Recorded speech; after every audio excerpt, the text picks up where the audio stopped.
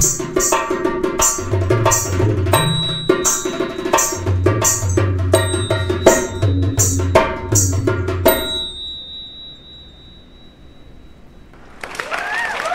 Evening viewers, Amduria নিউজের musical বিভাগে আপনাদের সবাইকে স্বাগত। আমি চলে এলাম খবরি লাল কিশোর, আবার খবরের দুনিয়া আপনাদের নিয়ে যাব, কিন্তু শুকনো নয়।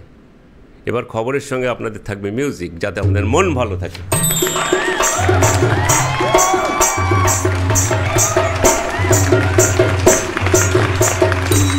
শিলিগুড়িতে প্রস্তাব রাখছি অন্তত 3টে জায়গায় ট্যুরিস্ট ডেস্টিনেশন হিসাবে ঘোষণা করার একটা প্রক্রিয়া শুরু হোক। প্রথম, শিলিগুড়ির ডাম্পিং গ্রাউন্ড। এই ডাম্পিং গ্রাউন্ড আমি ছোটোবেলা থেকে দেখে আসছি। ডন বস্কো স্কুলের পাশে সেলেসিয়ান কলেজ পরে হয়েছে, সেখানে তার পাশে এই ডাম্পিং গ্রাউন্ড ক্রমশ উঁচু হয়ে যাচ্ছে, ক্রমশ উঁচু হয়ে যাচ্ছে, এবং ডাম্পিং গ্রাউন্ড সরানোর জন্য পরিকল্পনার পর পরিকল্পনা হচ্ছে, সে পরিকল্পনার কোনো শেষ নেই। আমি সাংবাদিকতার দুনিয়ায় যখন ঢুকি, সেটা 90 দশকের মাঝামাঝি। তারপর আমি 2000 সালে যখন শিলিগুড়িতে সাংবাদিকতা শুরু করি, তখন থেকে আমি লিখেছি এই ডাম্পিং গ্রাউন্ড এই সরে গেল বলে, এই ডাম্পিং গ্রাউন্ড সরানোর পরিকল্পনা হয়ে গেছে, এই ডাম্পিং গ্রাউন্ড সরবেই, এই দেখছি, দেখব, করছি, করব, নেতারা বলবো। কোনো মন্ত্রী বাকি নেই, কোনো মেয়র বাকি নেই, কোনো কাউন্সিলর বাকি নেই যার সাথে আমার এটা নিয়ে কথা হয়নি। প্রত্যেকেই বলেছেন দেখছি, দেখব, করছি, করব। এটা লিখতে লিখতে আমি অন্তত সারা জীবনে অন্তত 10,000 বার দেখছি, দেখব কথাটা লিখেছি। তো সেই ডাম্পিং গ্রাউন্ড কেন ট্যুরিস্ট ডেস্টিনেশন করা দরকার?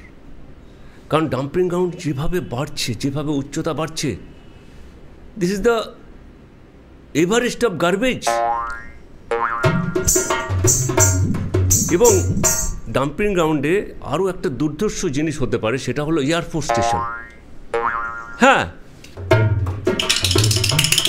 এয়ারফোর্স, ওইখানে 28টি অ্যাপার্টমেন্ট রয়েছে, আরও ফ্ল্যাট অনেক রয়েছে, বাড়ি অনেক রয়েছে। আমার কর্মজীবনে আমি এই বাড়িগুলোতে অনেকবার গেছি, লিখেছি। মশারি টানিয়ে ওখানে খেতে হয়। কেন? মাছি, মশা দিনের বেলায় ঝাঁকে ঝাঁকে, জানালা বন্ধ করে রাখতে হয় ওখানে। যে কটা অ্যাপার্টমেন্ট আছে ওখানে একজন ডাক্তারবাবু থাকেন, আমি তার বাড়িতে মাঝে মাঝে যেতাম। একদিন সন্ধ্যের পরে গিয়ে খেতে পারলাম না তার বাড়িতে, এত মাছি ঢুকে পড়েছে ঘরে। মশা মাছি এগুলোকে ওখান থেকে তো তাড়ানো যাবে না, কারণ ডাম্পিং গ্রাউন্ডই ওদের আস্থানা। আর মশা মাছিরা কোথায় স্বচ্ছন্দ? বায়ুতে, এয়ারে। তাহলে এয়ারের সব থেকে বড় ফোর্স কারা? এই মশা মাছিরা। তাহলে যদি ডাম্পিং গ্রাউন্ডকে ট্যুরিস্ট ডেস্টিনেশন করেন এবং সেই সঙ্গে অ্যাড অন করা যায়, যেখানে একটা এয়ারফোর্স স্টেশনও আছে, কৌতূহলী লোকেরা দেখতে যাবে, এবং তখন আমরা দেখাবো আমাদের এয়ারফোর্স কারা। শিলিগুড়ির একটা গর্ব হতে পারে এই ডাম্পিং গ্রাউন্ড। যতদিন না সরানো হচ্ছে ততদিন এটাকে ট্যুরিস্ট ডেস্টিনেশন হিসাবে ওখানে ঘোরানো হবে, পাশ দিয়ে দেখানো হবে, ছোট ছোট বসার জায়গা থাকবে, মাস্ক পরিয়ে দেওয়া হবে সবাইকে, ঢোকার সময় মাস্ক, এন্ট্রিতে মাস্ক কিনতেই হবে সবাইকে, যারা মাস্ক বিক্রেতা তাদের 2 পয়সা হবে। সেইটা কিন্তু একটা ভাবা যেতে পারে। এবার চলুন আমরা আর একটা ট্যুরিস্ট ডেস্টিনেশনের কথা ঘোষণা করার জন্য অনুরোধ করব। এখন একটু বৃষ্টি হলেই ধরুন হায়দারপাড়ার কিছু এলাকায় জল জমে যায়, বা শান্তিনগরের কোনো এলাকায় জল জমে যায়, বা শিলিগুড়ির আরও কিছু কিছু ওয়ার্ড আছে জল জমে যায়। সেইটা নিয়ে মিডিয়া যে হইচই করে যেন একটা জল জমাটা অন্যায়। আরে বি পজিটিভ।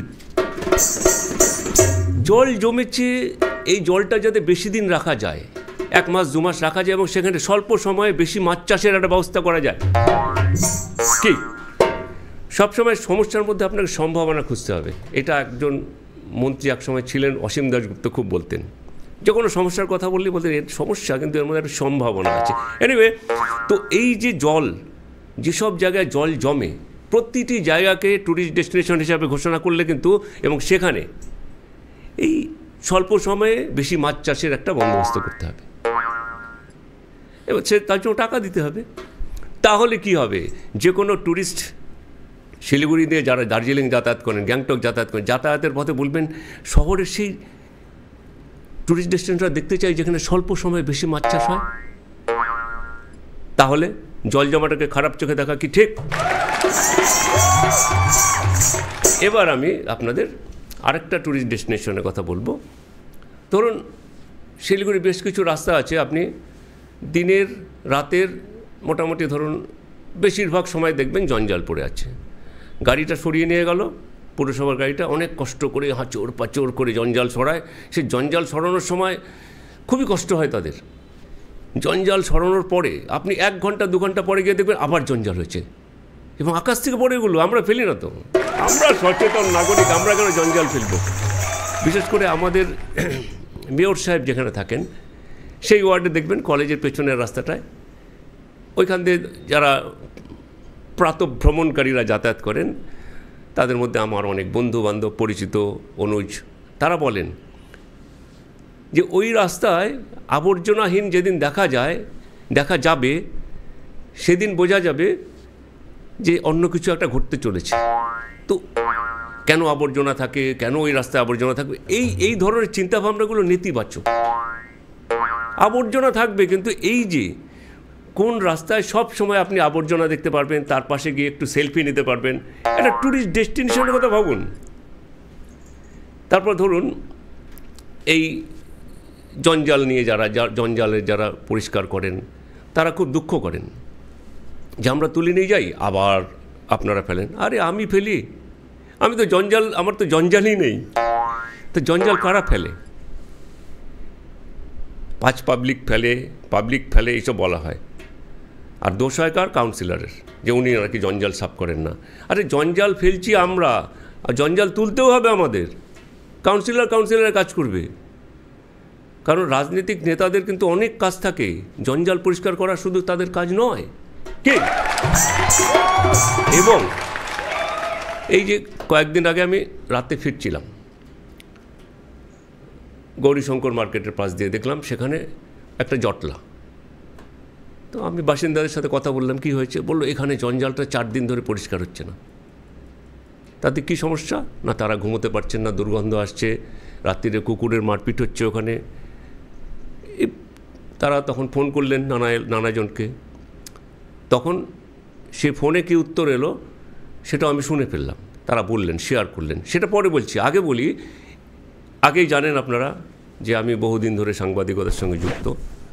তো একবার এই 2000 সালের মাঝামাঝি, 2000 সাল না 2004 সালের মাঝামাঝি একবার ঘোষণা করলো তৎকালীন রাজ্য সরকার যে শিলিগুড়িতে জঞ্জাল সাফাইয়ের জন্য স্যাটেলাইট ইমেজারির সাহায্য নেওয়া হবে। বেশ ভালো কথা। তো তার মধ্যে আবার পরপর জানিয়ে রাখি যে একজন মেয়র বিদেশে চলে গেলেন, তারপর আরেকজন মেয়র বিদেশে চলে গেলেন, এসে বললেন দারুণ, যা দেখে এসছি, আমরা সব পাল্টে ফেলবো স্যাটেলাইট ইমেজারি নিয়ে। আমাদের এখনকার মেয়র যেতে পারেননি বিদেশে, তাকে হয়তো যেতে দেওয়া হয়নি বলেও আমি শুনি।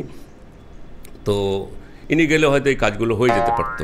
যাই হোক, যেটা বলছিলাম, তো স্যাটেলাইট মানে উপগ্রহ থেকে পুরো দেখে জঞ্জাল সাফাই করা হবে, কোথায় কি জঞ্জাল, কী জঞ্জাল। আমি তো এক্সাইটেড হয়ে বিরাট লিখে ফেললাম। সেই সময় যেখানে ছিলাম প্রচুর লেখালেখি হলো, মিডিয়াতে হইচই হলো যে শিলিগুড়িতে স্যাটেলাইট থেকে সমস্ত কিছু পর্যবেক্ষণ করা হবে। সে এক আনন্দের দিন। সেই দিনের কথা আমার মনে পড়ে গেল, সেই রাতে গৌরীশঙ্কর মার্কেটে। তারপর আমি তখন শুনতে পেলাম, ওরা বললেন, দাদা হ্যালো, এই জঞ্জালটা যদি একটু সাফ করে দেন তাহলে ভালো হয়, ঘুমোতে পারছি না। ওই প্রান্ত থেকে কি বললেন জানেন? এটা এত রাত্রে তো হবে না, আমাদের স্যাটেলাইট এখন চাঁদের দিকে নজর ঘোরানো আছে, কারণ চন্দ্রযান 3, 4 যাবে, সেই রাস্তাটা পরিষ্কার রাখতে হবে। এই চাঁদের রাস্তায় যে জঞ্জাল আছে সেইটা আগে পরিষ্কার আমাদের প্রায়োরিটি। তাহলে আমাদের কি হবে? ওরা জিজ্ঞাসা করলেন।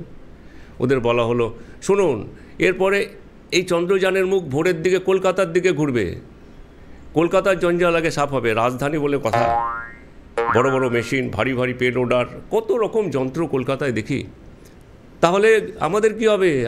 দাদা আমাদের ছোটো মোটো গৌরীশঙ্কর মার্কেটের পাশে থাকি, বলছে হবে, এই স্যাটেলাইট ইমেজ যখন আমরা পাবো তখন হবে, যতক্ষণ না এই ইমেজ পাওয়া যাবে ততক্ষণ আমরা কিছু করতে পারবো না। কিন্তু এই জঞ্জাল যদি জমে থাকে শহরের বিভিন্ন জায়গায় যত্রতত্র যথেচ্ছ, সেটাকে খারাপ চোখে দেখবেন না, তার জন্য শহরকে জঞ্জাল নগরী বলবেন না। জঞ্জালগুলোকে সুন্দর করে ঘিরে দিয়ে সেখানেও একটা ট্যুরিস্ট স্পট, ট্যুরিস্ট ডেস্টিনেশন করার কথা ভাবতে হবে। আমরা দেখাতে পারবো যে দেখুন এই জঞ্জাল আমরা সুন্দর করে ঘিরে দিয়েছি, তার পাশে বাসিন্দারা থাকেন, সবাই খুশি। কি সবাই খুশি তো? আবার ফিরবো আমি, আবার এরকমই কোনো খুশির খবর নেই।